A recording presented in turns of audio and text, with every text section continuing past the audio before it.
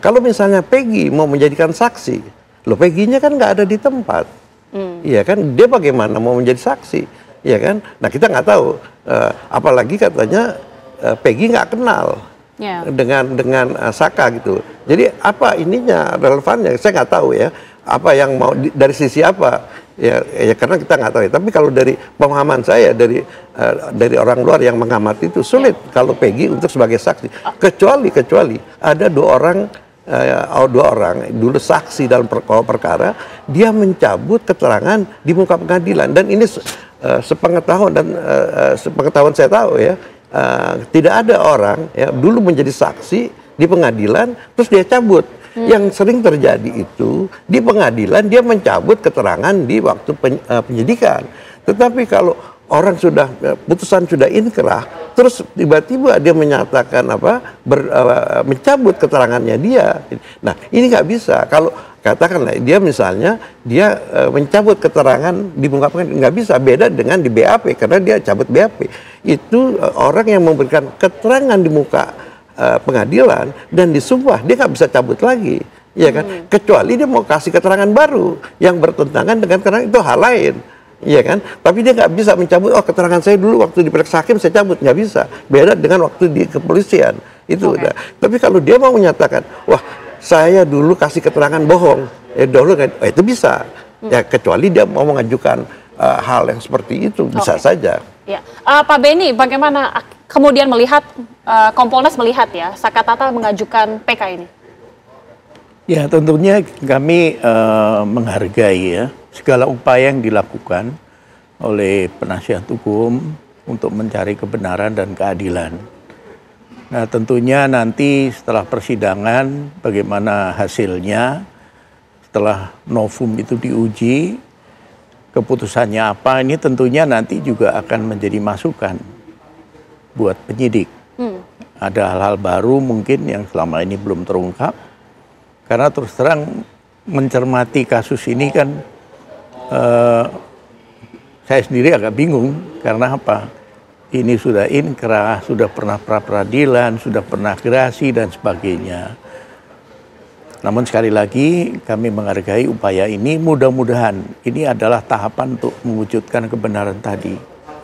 Sehingga rasa keadilan masyarakat ini bisa terpenuhi. Oke, salah satu yang juga menjadi perhatian adalah pernyataan atau statement ya dari Bang Farhad Abbas mengatakan ada kritik juga, kenapa tidak ditindak tegas ini para penyidik yang juga ibaratnya salah tangkap, sampai saat ini masih belum ada juga kejelasan. Ini nanti bisa ditanggapi juga oleh Pak Beni, namun usai jeda pemirsa kami kembali sesaat lagi. Ya, langsung ke Pak Beni terlebih dahulu. Kalau tadi Bang Farhad sempat mengungkapkan ya, ada kritik juga. Kenapa sih kemudian polisi begitu ya, belum menindak tegas para penyidik yang kemudian melakukan salah tangkap ini, sampai sekarang belum ada tindak lanjutnya. Kompolnas melihatnya bagaimana ya Pak Beni? Ya, yang pertama yang kami tahu ya, tim dari Mabes itu sudah turun untuk merunut sejak penanganan pertama. Siapa saja yang menangani, prosesnya bagaimana, kemudian dalam konteks pendekatan secara saintifik, ada hal-hal yang tidak dilakukan dan sebagainya. Itu sudah.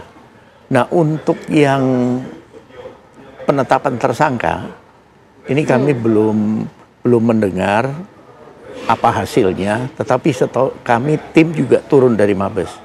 Nantinya kami akan cek sejauh mana hasilnya, kemudian apa tindak lanjutnya.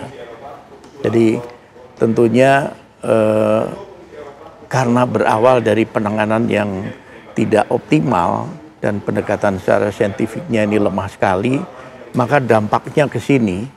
Ya sebagai contoh, kalau kita bandingkan dengan kasus pembakaran rumah wartawan yang di Tanah Karo, itu bagus sekali.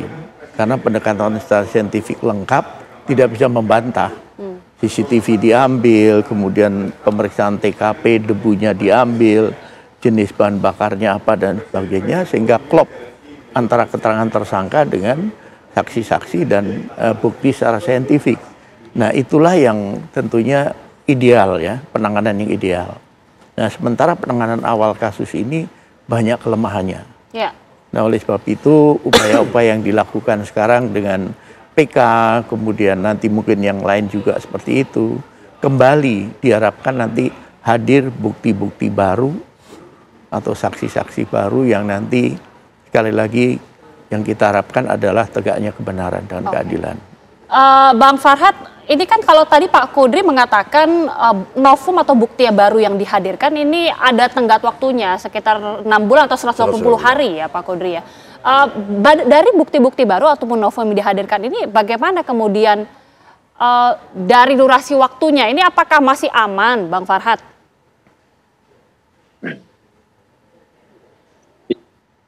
Ya itu nggak ada masalah ya.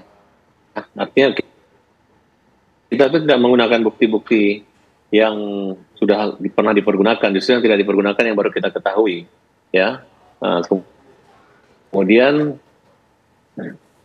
memang ada sedikit kendala ya, terutama tentang olah TKP yang disembunyikan ketika disidik pertama kali di kecelakaan lalu lintas di situ.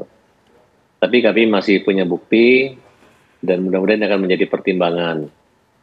Kemudian kalau bukti di forensik, paling kita akan menghadirkan saksi ahli forensik saja yang dapat menilai keterangan itu.